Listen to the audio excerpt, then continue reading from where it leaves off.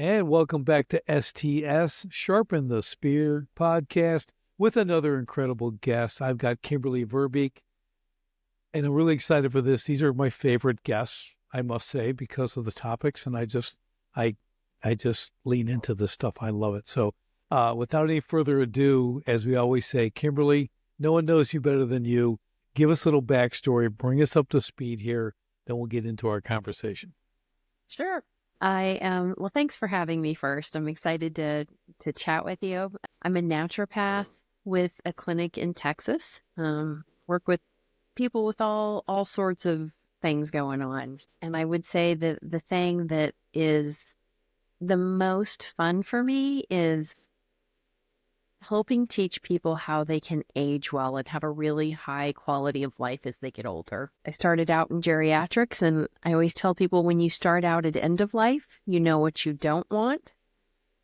And so my goal is, to help people just hit retirement and actually have the energy and the physical well-being to go do the things that they've dreamed about for years. I want them to just have a great quality of life, because that's really what it's about.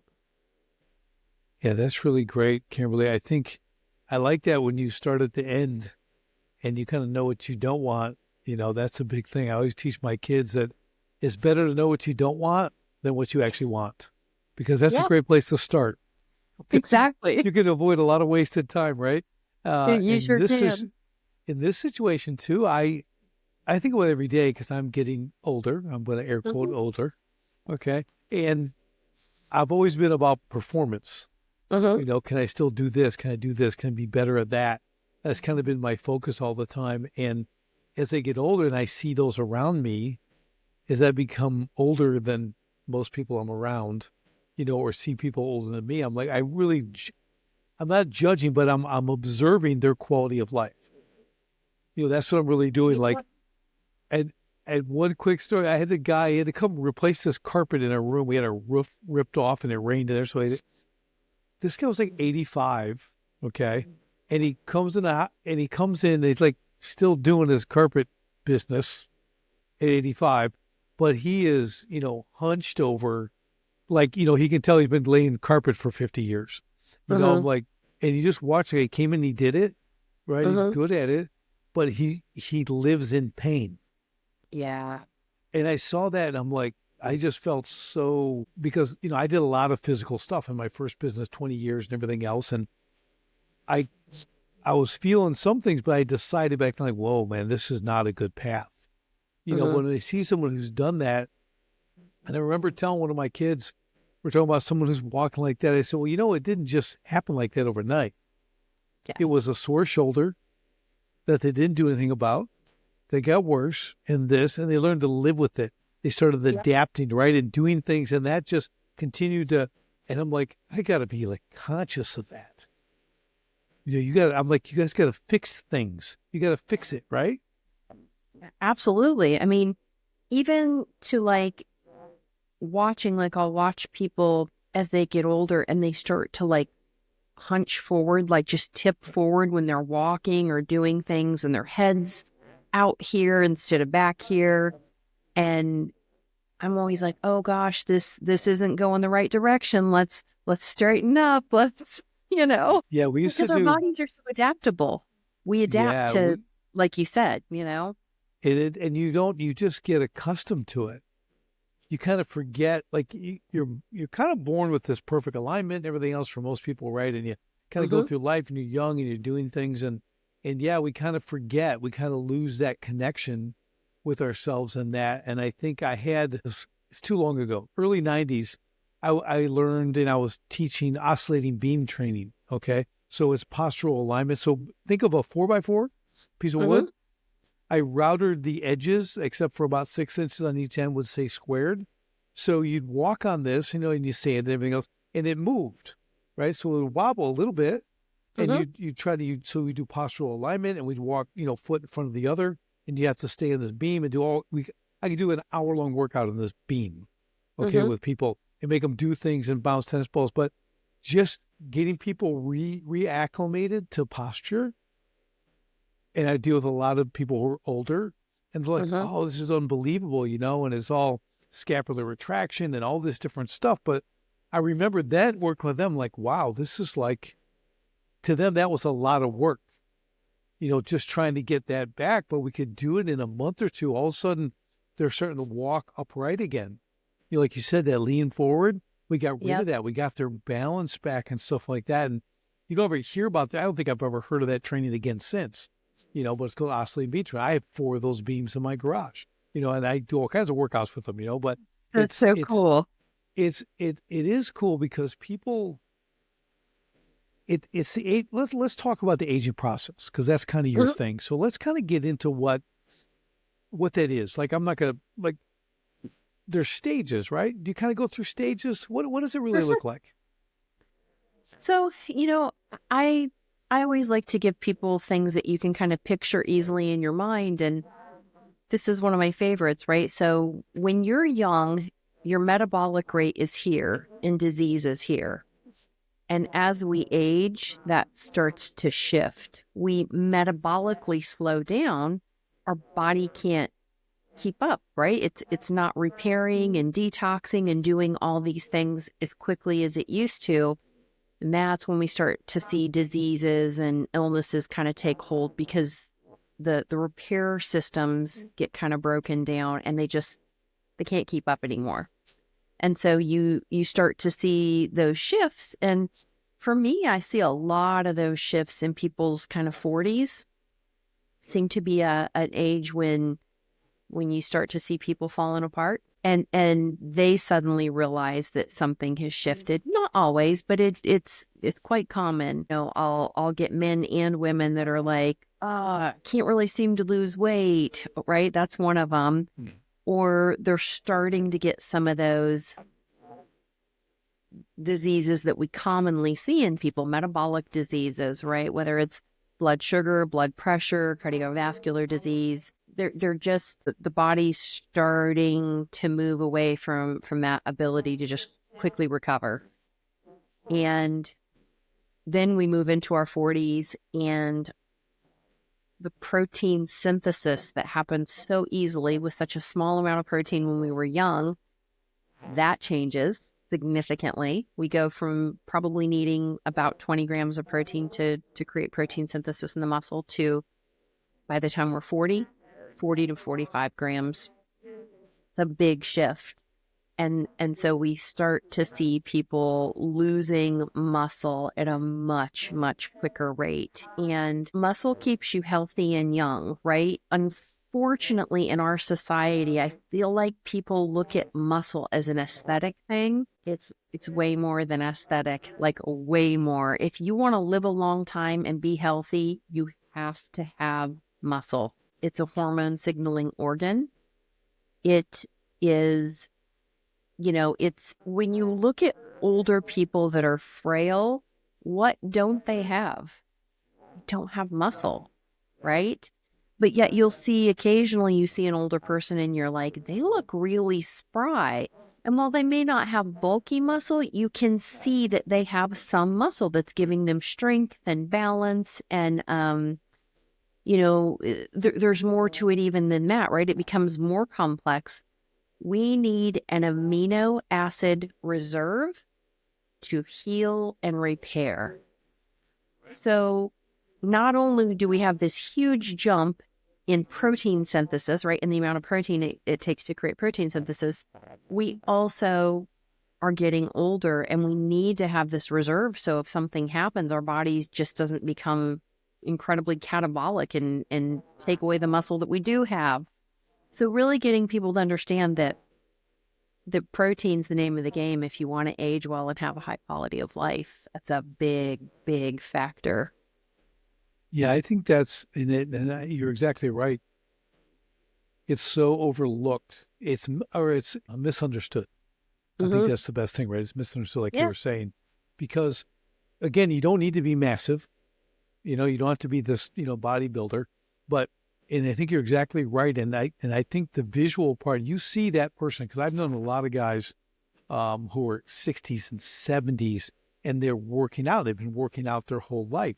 It's part of their routine. It's a daily routine. I was just talking with some of this on a previous podcast and say, like, I love they built this consistency in their life and it's a priority and they do it every day and it's the same day and they do these different things. But you could look at them and go, wow, man, you are like fit. And how old are you? Oh, I'm 74. Wow. Yeah. Like, I want to be like that. I want to be you. Right. Yeah, There's such a difference. Yeah. I think, and you may agree with this, but not just let me know. But I think another thing, just not the lack of awareness. That's part of it, right? Like we don't know, we don't understand, we misunderstand protein synthesis, but we also don't understand what we're up against, meaning our food supply. I think what we're putting in our bodies, whether it's seed oils and all that kind of stuff that are destroying ATP, right? And you can't produce, and it's like people don't get that either. So they not only are they not active, but what they're fueling their body with has real detrimental effects that compound this issue on protein synthesis, right? Absolutely. So, and people, it's hard for people because it's science, but at the same time, there's these, and we'll use seed oils for one. It's destroying your ability to create ATP, right? Your energy, right? And make muscle. And if you've got that going against you, that's like working with someone just putting another anchor on you to drag around. Totally. So it's really a challenge. So what do you do in those cases? Are you educating people? Do you address these issues? Do you try to give them guidance? What does that look like in your field? Absolutely. I mean, one of the things that I try to educate people around with seed oils, right? Because you hear these like big influencers. There's some big names on like Instagram, for example, and they're like, seed oils aren't going to hurt you. Oh. And I'm like, okay, well, put a CGM on, continuous glucose monitor, have a meal that's full of seed oils and watch it affect your blood sugar, because people have no idea that those seed oils are having a massive impact on their metabolic rate. And is the poison in the dose? Absolutely. Right. I mean, okay, we'll go there. You can drink too much water and die. Right. At the end of the day, we live in this world where we are inundated with toxins.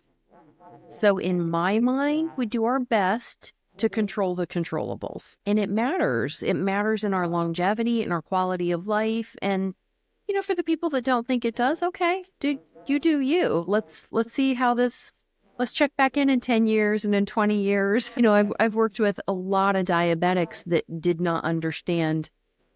They would, they're like, okay, here's my CGM from this week. Here's my food diary.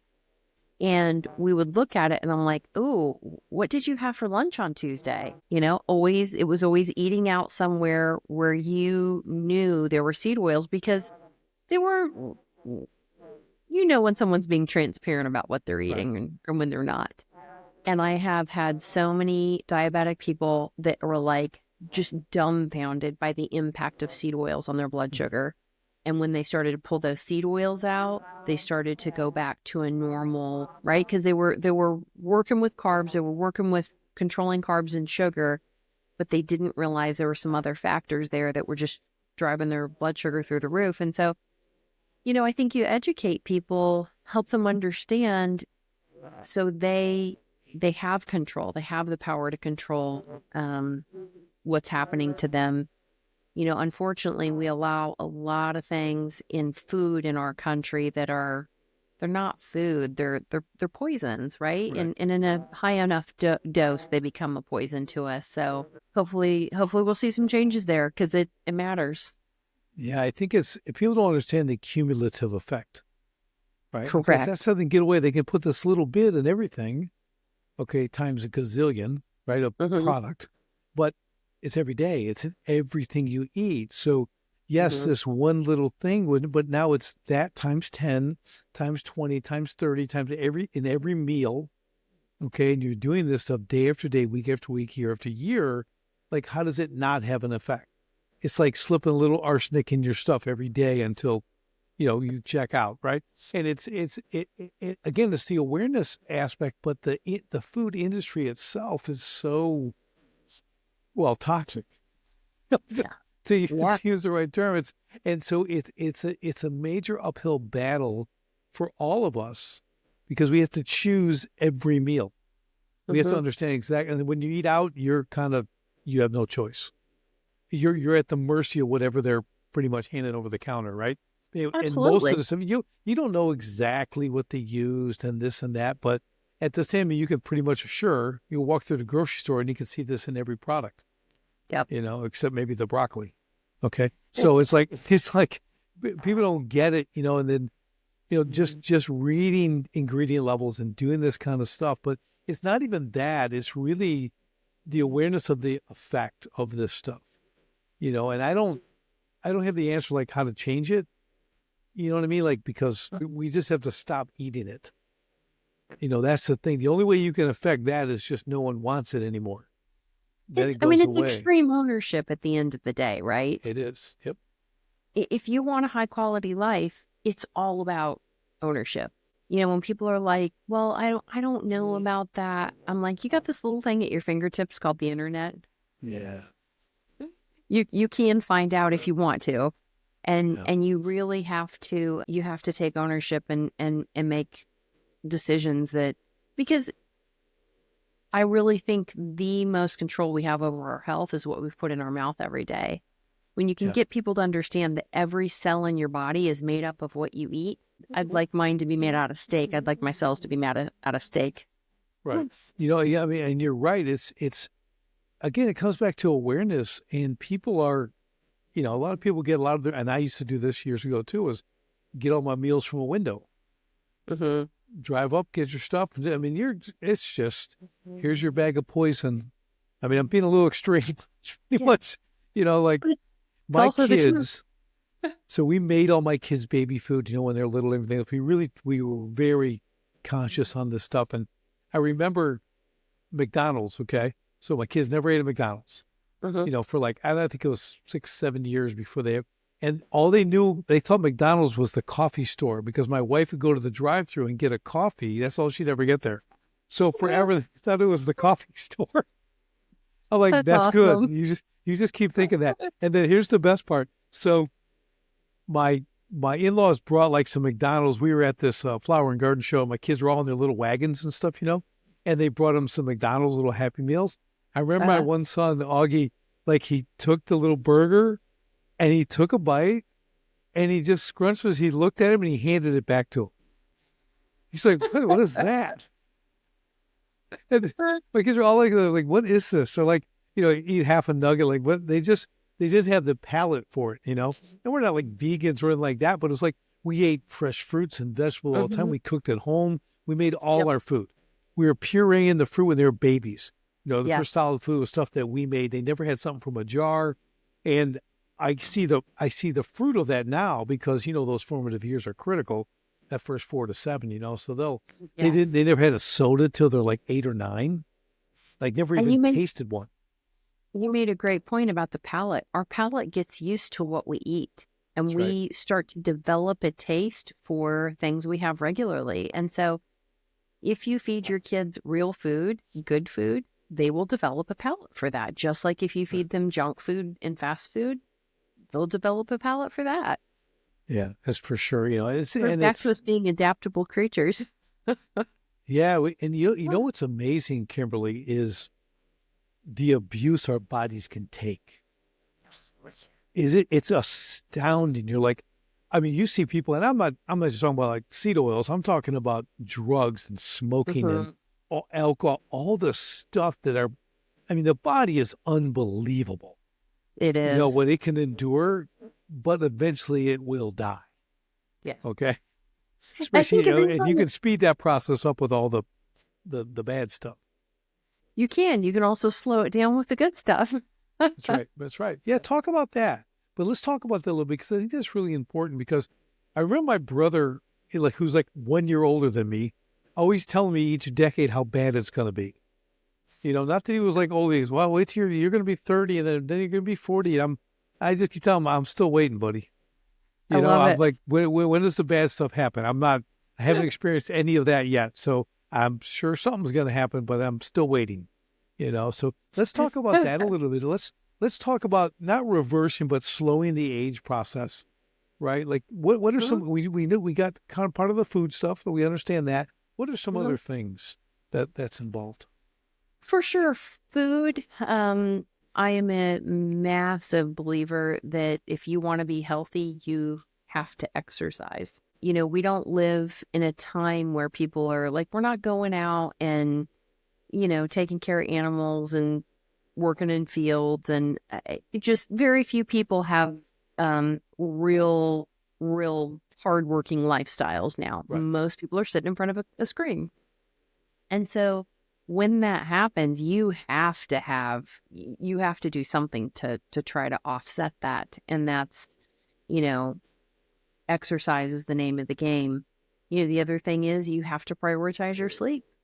Sleep is when our body heals and repairs. And so, when you do basic elemental things, quality food, quality sleep, exercise, sunlight, clean water, those foundational things, you either have a strong foundation or you have a weak foundation. And I believe those are the things that make your foundation strong.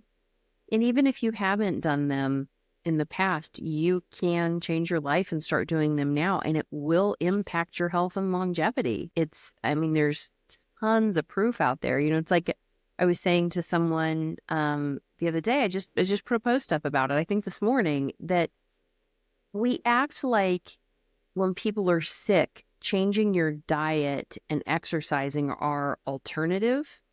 Right. They should be, right, the very first things we address, not like, oh, you can do some alternative stuff with your diet and exercise and see if it helps. Like it's a stretch, Right. I'm like, well, when did people start thinking that way? Like so illogical, just, well, maybe it'll. They started when the Rockefellers, took over the allopathic, hospital industry, the whole medical industry.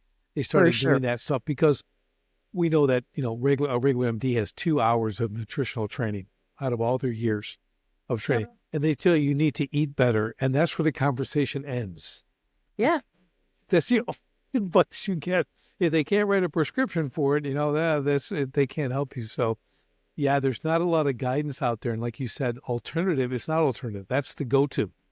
Yeah. Type 2 diabetes, you can reverse that in 30 days. I've seen it over and over and over again. Gone off insulin, perfect. Like, that's a lifestyle choice, 100%. Yep, and I love that you mentioned the foundational stuff, sunlight, getting that vitamin D, right? Water. And we could do a whole show on water. Like, because that's a topic, right? Sleep.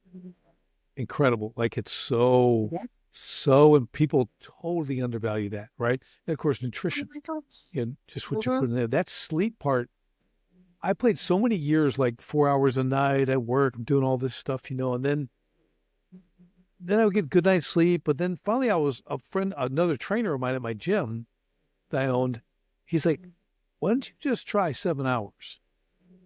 Because I was doing like 4, and I'm like, he's just try. I said, okay, I'm coachable. Okay. So I tried 7 hours. I really am, because I'm still doing 7 hours. That was like 12 years ago. I'm still doing 7 hours a night. I'm 9 o'clock up at 4. Perfect. Nice. And it was a game changer. Like that 7 hours, because when you mentioned it earlier too, recovery. Okay. I think that's one of the big things that shift with age. Okay. Now I work out very hard, right? I train. What an injury that used to take 3 days to repair is like 6 weeks. Or months, right? And you're kind of working because it's like, what is the deal? I use the age thing. I'll say that, well, it's not the same, but I'm like, but I should be able to fix that. What am I not doing that's caused me to do that? I'm still working out really hard. I'm doing this stuff, but why is, and you brought this up, I didn't think of this, was about the protein synthesis, right? Because we get breaking down muscle fiber, right? We get it has to repair. It needs the protein to rebuild. But I'm not thinking like I measure, like I need about 195 grams a day, for where I want to be and everything else. And I try to get that in, but I don't really think I don't really put it into that I get repairing the muscle. That's important. I haven't thought about it from a health standpoint, which sounds weird, hmm but you know what I Yeah. mean? Like the way you're talking about it is a little bit hmm different than how I considered it. Yeah, because I think we're really taught to think about muscle. It's just kind of assumed that it's an aesthetic thing, that you just want to look good, right? Or be Right. good at sports. There's never that thought about, wait, how does this impact the quality of my life and my longevity, which both are really important. The older I get, the more important quality of life and Right. longevity are. Yep. Yep. Um, but you have this, you have this protein synthesis piece. You have, stem cells become less active.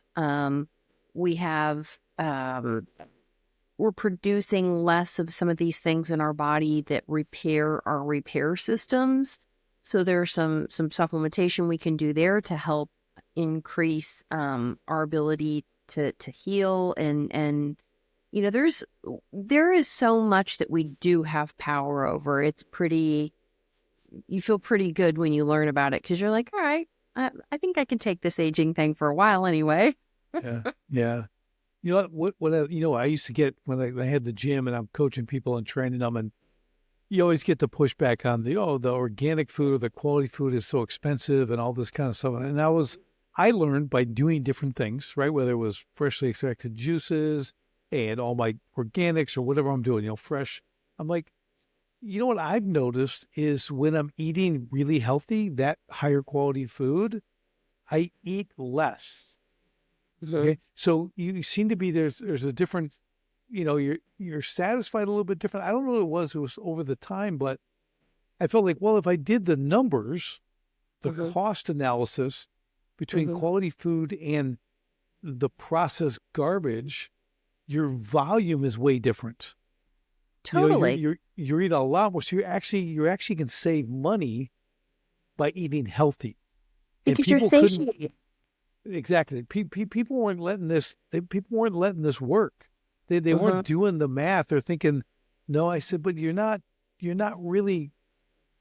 Well, they haven't done it for one. You have to kind of go Yeah. through it and see and measure, and you're like, wow, I Yeah. really don't eat that much. Whether there's more fiber or whatever it might be, right? And I thought that was really interesting. So I would always. It seemed like kind of a fruitless endeavor trying to tell people that. I'm Uh-huh. telling them because they just won't believe it, And then this and that. I'm like, oh my gosh. Okay, so then I went to Plan B. I said, okay, I'll tell you what you do then. For all the apples you get and the all your vegetables and everything else, let's do them in an apple cider vinegar bath.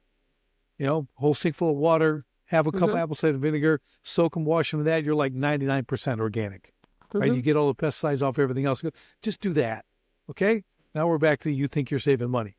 It's hmm costing you time, but it's all good. So I just, I try to find my ways around that, Kimberly, because I was just trying to figure it out for myself. I was the same thing. I kind of went down like, well, I kind of did vegetarian for like a year and a half. Like, let's see what that does. I was kind hmm of playing. I'm my own experiment. So How I'll did you test it out feel at me. when you ate that way? Like in the beginning, I'm like, oh, this is pretty good, and then, but I work out very intensely, hmm so I do that. I'm like, this isn't working. I had like a year and a half, and I'm making the great soups, and I'm making parsnip hash browns, and I'm doing all this really cool stuff. Like it was good, but I'm like, and my wife's she doesn't not eat meat, but she's not a fan of meat. Okay. So this was not a thing that we would do all the time. So it was like, hey, we have a steak 3 times a week, stuff like that. So, we do beans and lentils and you're getting protein from that and pea protein. I'm trying to do some supplements, but it wasn't going to work. It wasn't going to work for me. And I've seen the shows on, you know, complete, complete plant-based diets and the strongest guy in the world. And you see all this stuff and you're looking at certain individuals and everyone is unique, right? Every body For is sure. different, right? That's a hmm huge thing. And that's why people like you have to work with people because For you have to be sure. able to diagnose, right? And see, well, this is working, this is not working. So yeah, I do real proteins now. Did you notice a big loss in muscle mass over that year and a half? Yeah, I got kind of smaller. hmm I don't think I'm a pretty big guy, hmm so I have this thing in my head like, hey, they don't make race cars heavier. They make them lighter. They just add horsepower. So I kind of was in that camp. Well, here's one thing I can tell you, right? In working with people, the people that it's almost impossible to get them to heal when they've got something gnarly going on if they're not eating meat. And I always tell people, look, I don't have an emotional attachment to your diet. It's not a religion to me, and you shouldn't treat it that way. Your diet should serve you. If you're looking at it like, you're in a cult because you eat a certain way and you're part of this group, like, in my opinion, it's the wrong way to approach diet. I think we should approach diet from a standpoint of what serves my body and is going to give me the best possible outcome. Right? That's what we're looking for. And so there's certain things we know. Pretty much everything that happens in our body requires amino acids. Where do they come from? Primarily meat. Essential amino acids come from meat, eggs, dairy. You have to have complete protein, right? And so legumes are not complete protein. There's a lot of things that, is there protein in it? Yes. Is it a complete protein? No. And so that's problematic. The other thing about a lot of those vegan proteins is they're really hard to digest. They're hard to break down and utilize. That's problematic. So, we tend to have more digestive insufficiency as we age anyway. Now we're taking in these things that are very hard to digest and asking our body to work harder.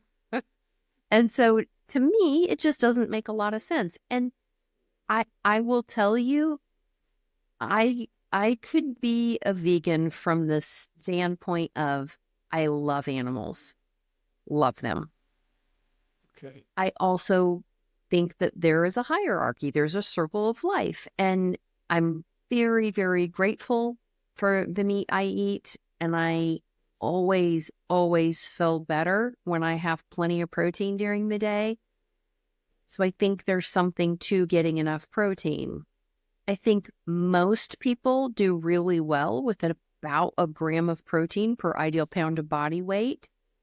Do I think it's that way for every single person? No, I'm not foolish enough to think that we're all the same, because we're not. There are some people that need less, some people that need more, but I think the average person kind of falls into that category. And I think, if you can really spend some time tuned into how you feel with the food you're eating, you start to understand what serves you. Yeah, that's a huge point you just made. Okay, because I know for myself as well, whatever I put in my body, there's an effect. Like, and you can feel it right away in my performance, in the gym, and how I feel an hour later. We've all been through that. You're sluggish, you're this. I mean, it's really important. I think what you're saying, Kimberly, is that awareness. And people don't get it. Like, I'll give another, something that kind of correlates with this. When people are at the gym and they're working out, I have nothing against listening to music. I do it. I do one AirPod. I go hard. I listen to that. I like it. It helps helps me perform better. But there's also people who are, they're not paying attention at all to their body. Okay. So I'll tell people, well, how about, you run on the treadmill, you're working, like, how about try once in a while, don't listen to any music. Listen to your breathing. Listen for your heart rate. Feel what's going on in your body. How are you walking? What does this feel like? When you pick up the pace, what does that feel like? Like, start to get in tuned with how your body reacts, because the same thing is going to cross over when you eat. You start to understand you're connecting with your body in a way that so many people are just disconnected, because we're getting stimulant from sugar, right? You get the dopamine hits and all this kind of stuff, and there's the screen time and all the what do they call it? All the input stuff, everything you're coming. It's a life of distraction. You live a life of distraction, so we're not paying any attention to what we live in, which is our body, right? And if you can pull them away, even for a 10-minute portion of their workout, they start to get it. Like, because they ask me, like, well, I'm thinking about my breathing, and they hear me. I'm like, I focus on this. I know, and so I get that. And the effect of everything from a workout to the food I eat makes such a difference, but it's really easy to ignore. Mm-hmm. It's just temporary. It's easy to tune out. It's just, I shouldn't have ate that. Yeah, but then you eat it again tomorrow. And I always remember this one commercial I heard, I don't know, 15, 20 years ago. It was a Rolaids commercial, antacid.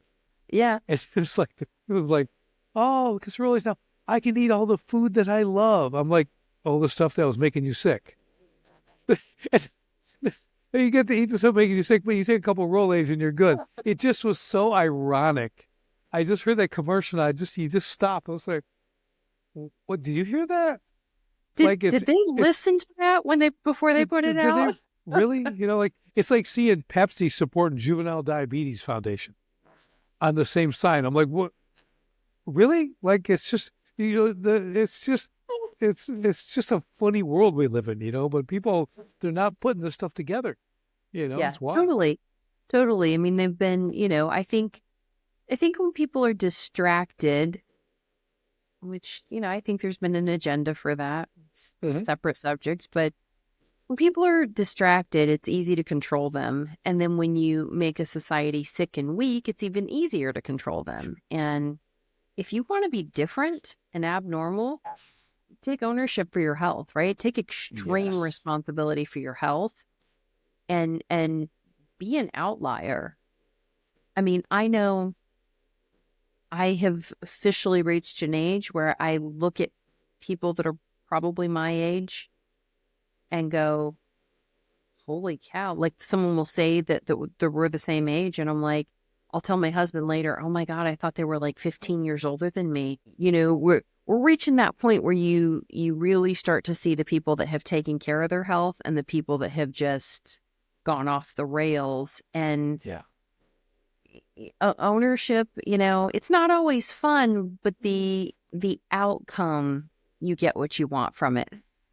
Yeah, you'll see people, they look like they're 65, 70, and they're 35. 40. I'm like, I had a guy on my show the other day. I'm like, how old are you? You're 35? You look older than I do. Yeah. I look at people's labs sometimes, like people in their 30s, and I literally think this is why, like, young kids are not expected to outlive their parents now. Right. Like, people in their 30s that I have 80-year-olds that their labs look better. And I'm just mind boggled by that. I'm like, what in the world is happening? Like, this is not good. Well, think about it, Kimberly. Say they're 35 and you got your 85. So literally for 35 years, they've been eating poorly. Imagine doing the wrong thing for 35 years to yourself. Yeah. What should be the anticipated outcome? Right? No direction is doing it. Right. So it's like, that's why, again, we have 6 children, but when we started, it was like, I just had this, no, we're gonna control this. We're going to control the food. We're going to do this. So this is something we can do. Like, I want to be sure we get into this, and like, I want them to have the great start. Because I read somewhere, it's like, well, if you do the first 4 to 7 years, if you can keep them on that really, full nutrition, the good stuff, like, even if they go off the rails after that, they have like this huge percentage, like hundreds of % chance of not getting the chronic diseases and everything else, because those formative years are so important. You've set that strong foundation. Right. Yeah.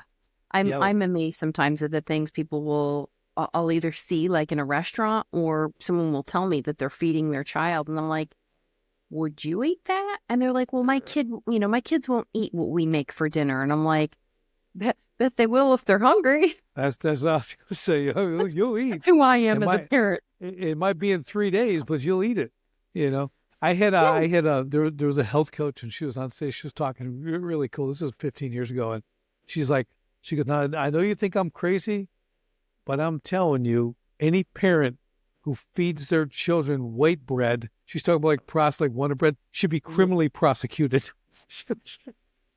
So never put that stuff in your. That goes, as soon as it touches the tongue, she gets this whole thing. It was funny, but like true. She's like, that's where it all begins. It's all these little things, that accumulate, and it's, I remember my kids' friends would come over, and they open up the fridge and like, there's no food. The fridge is packed though. Yeah.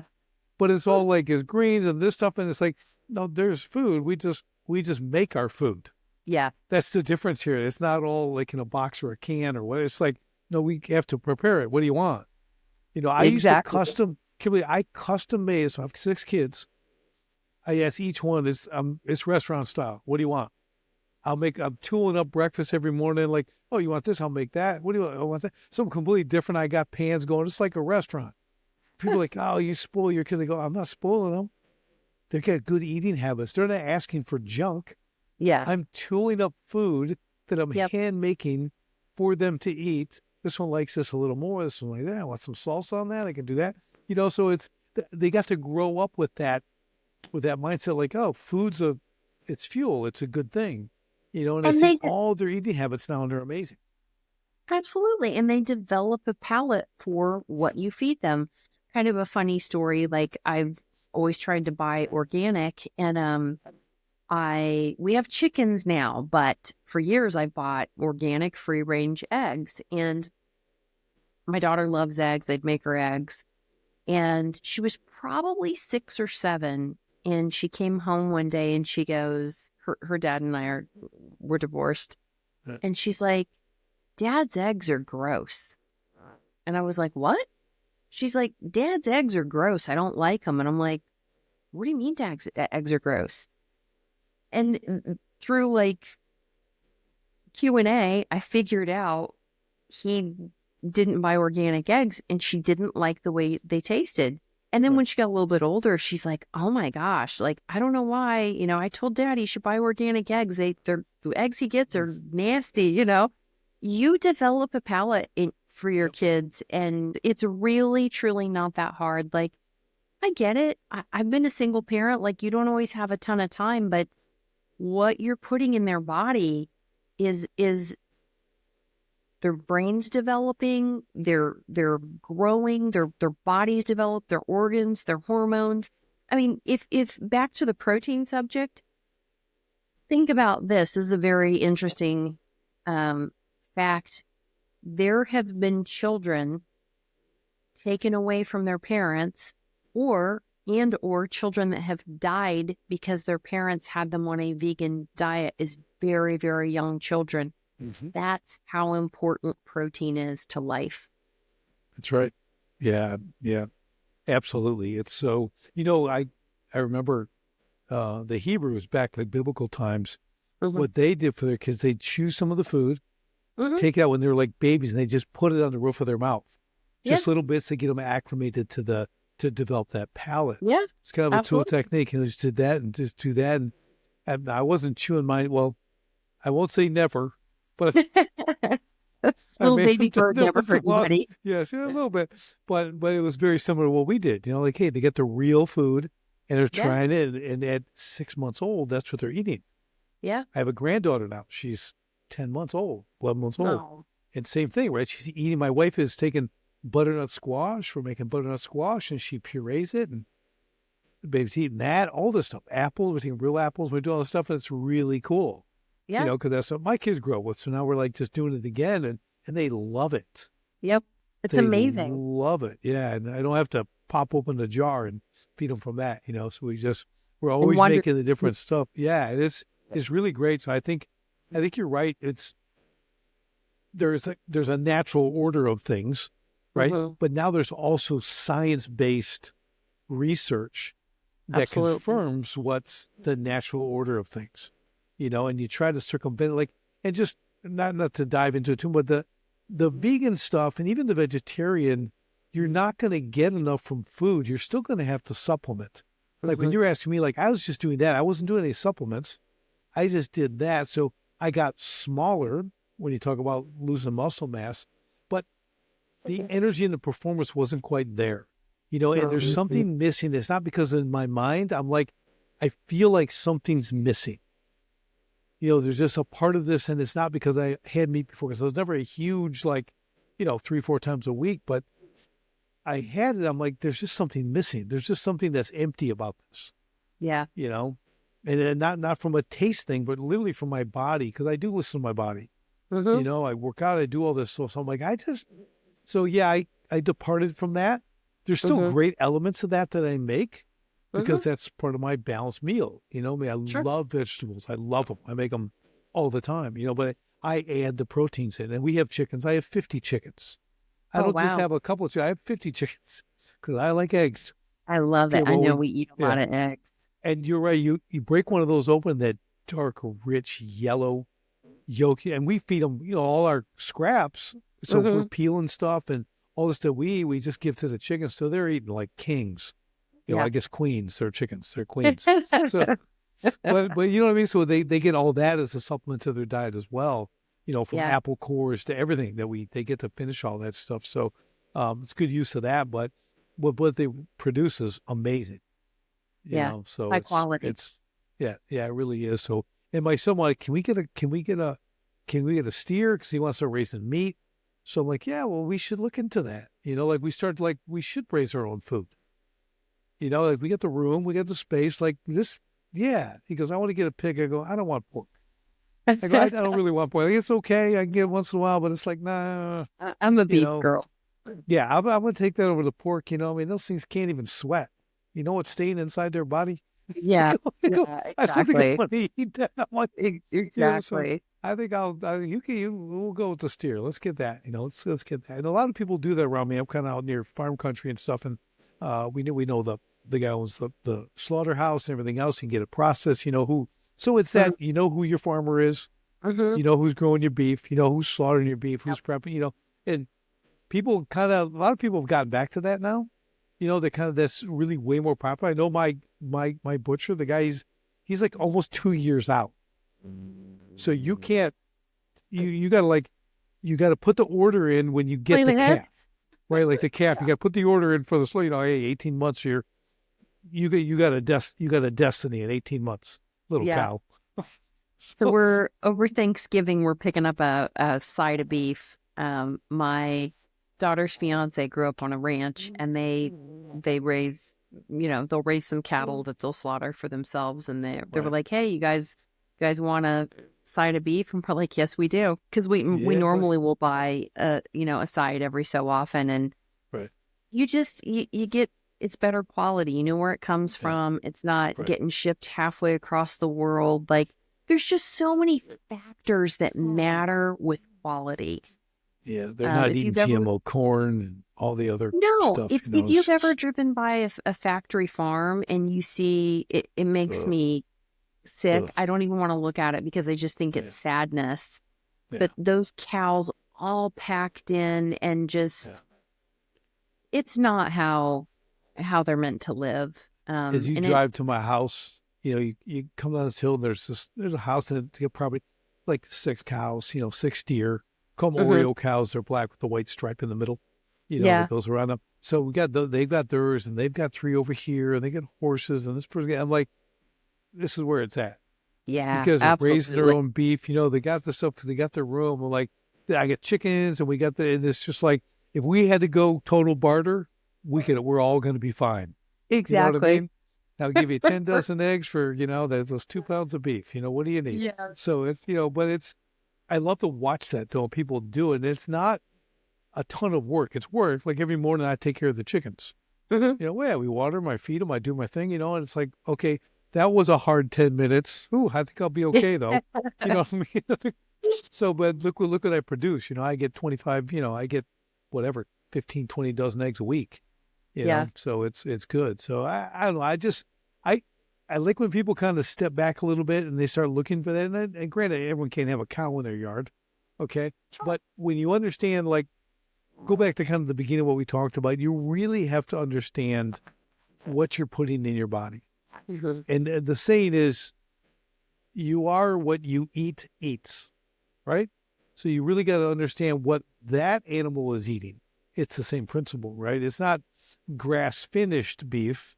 Okay, it's grass-fed. You know, they're really grazing all the time and all that. So all these little things, and we can spend a whole nother episode on the marketing ploys that they all do. What you know, all natural or 100% natural, or you know, all that has different meanings. It's not all what you think it is. You got to do your research.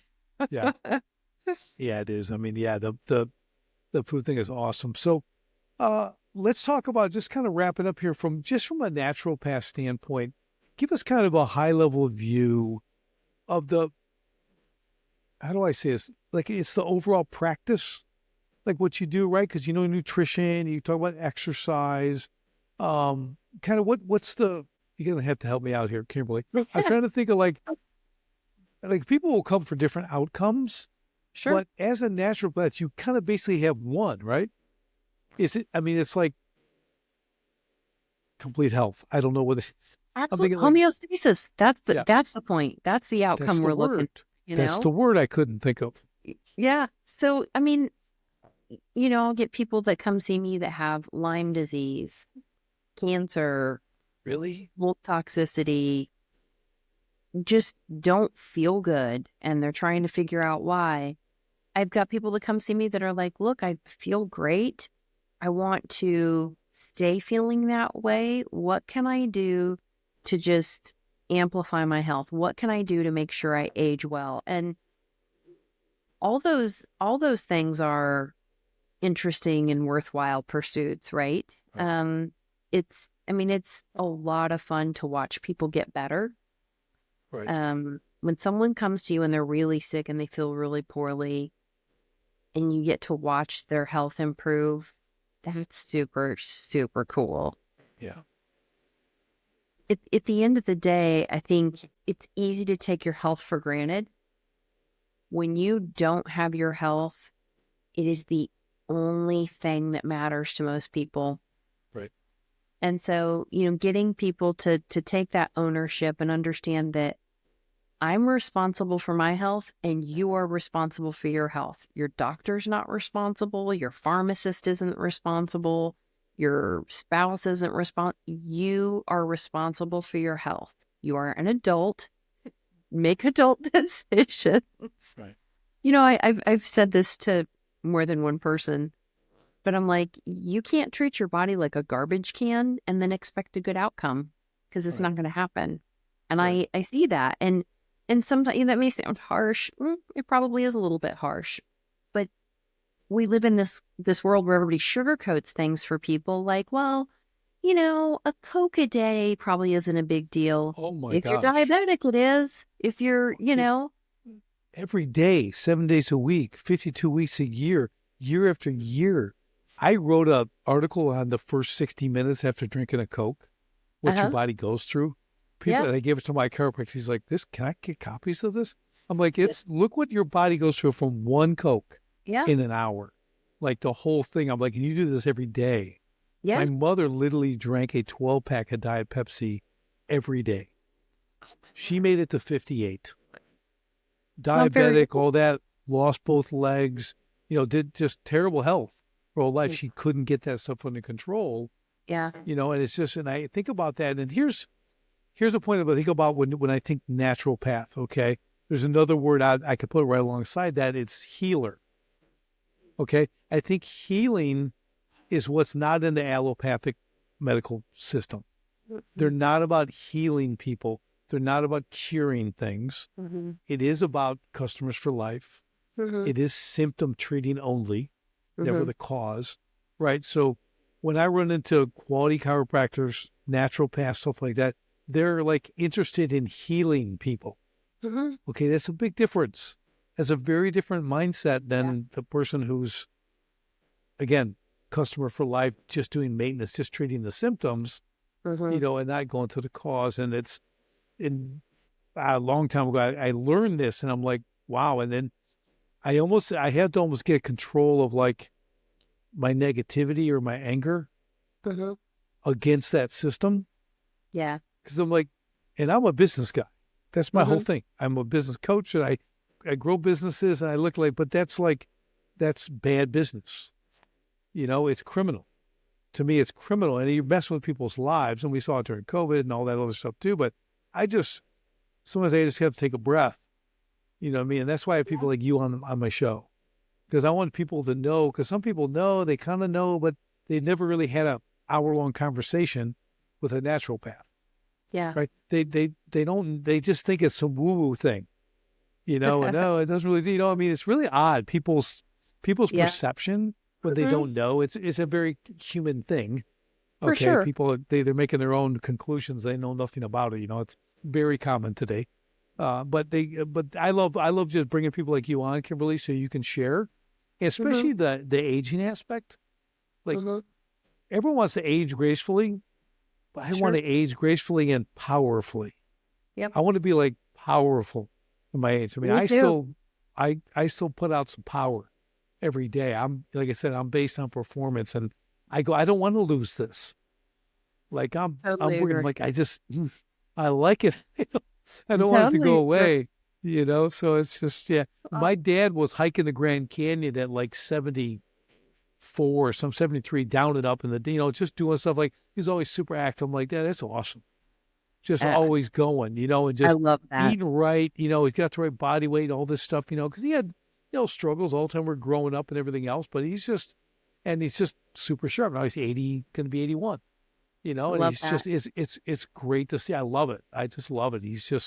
He made that conscious effort and it just Hmm. became his lifestyle and stuff, and so I'd love to see that. People like you, myself, other people my age, older who I've worked with, and I see the change or I see Hmm. their consistency in the fruit that Yeah, provides. That's one of the good things about getting older, Kimberly. You get to see a lot of stuff. you You do. get to see people. You can see two people on a journey and see where they end up in two very different places. Because of what they For focused on, sure. right? Yeah, In all areas of life, whether it's finance, fitness, all that stuff, right? So absolutely. yeah, this has been great, Kimberly. This has really been a pleasure talking to you. I knew it would be. I was excited to have you on. So how can people get in touch with you? Can they follow you? I know you're down in Texas, but Yeah. kind of give us a way they can kind of connect. Sure. I'm pretty active on Instagram. My handle is Kimberly Verbeke Wellness. My website's a great way to connect with me if you want to have a conversation, if you want to schedule an appointment. I try to regularly put up blogs that I feel like people can value from. Hey, what's something I can do to help impact my health? My website is Avita. Those are probably the two easiest places to connect with me. I'm in it for the long haul with people. My goal is to help people get well so they can live a high quality life and they don't need to come see me.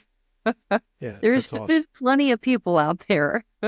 Yeah, right, Uh, right. Yeah, it's okay if someone gets really healthy and yeah, they can check in once a year and just say hi. Okay, absolutely. Just totally kind of okay. keep a check the temperature every once in a while. But That's right. my goal is to get people well where they have a high quality of life. And I have no ability to heal people, but I believe God gives all of us gifts, and I believe He gave me a gift to learn things that can help other people. And I try to remind people that your body has an innate ability to heal. Get them, get them back to that place where they have hope, because I think that's really important when someone's sick and they've been told over and over that they have something that's not curable or they can't get better. And when you can get someone back to that place where they have hope, that resonates in every cell in your body. Right. Yeah, really important. And we could do again, another show on mindset. The Yes. effect of the mind on the body is amazing. And they have the studies now and the Huge. thermograms and it's unbelievable. Like it's so, yeah, we'll have to do another show. It's cool. We could do that. Yeah. It's people don't get that power. They Yeah. don't understand it. They don't Yep. understand what we have been equipped with. Like you said, God has given us just a perfect body. Like I said, we talked about how abusive you can be to the body and it still endures. But when you understand the power you have, like to be healthy and do that, rejuvenate and everything else, and the mind's a huge part of that. So that's awesome. So, well, again, So thank you so much for joining us today. This has been fantastic. I'll have all Kimberly's information in the show notes as always. And until next time, guys, we'll see you on Sharpen the Spirit podcast.